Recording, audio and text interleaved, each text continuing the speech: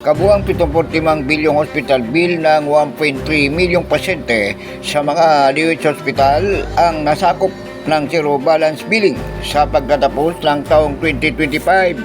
Ayon sa kagawaran, mula Hulyo hanggang Disyembre, nasa 74.65 bilyon ang libreng hospital bill sa mga pasyenteng naka-admit sa basic o ward accommodation facility. Mahigpit na pinagtutupad ang zero balance bill sa lahat ng DOH hospital alinsunod sa direktiba ni Pangulong Ferdinand Bongbong Marcos Jr.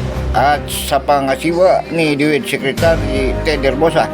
Batay sa ulat, hindi bababa sa 70% ng mga hospital bid sa DOH hospital ay nakalaan sa basic accommodation, kaya tinatayang 70% naman ng mga naka-admit ang benepisaryo na programa dahil sa aprobadong 2026 budget ng kagawaran.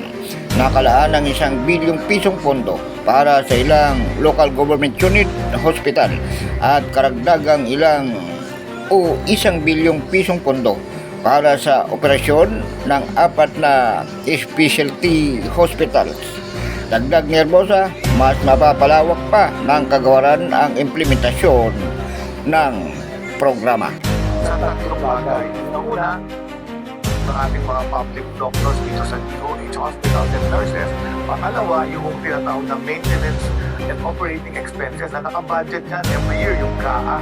Pangatlo, yung PhilHealth at yung medical assistance for indigent and financially incapacitated patients. Dahil sabi ni BBM, bayad na po bill nyo. So yung taxes nyo dyan po pupunta.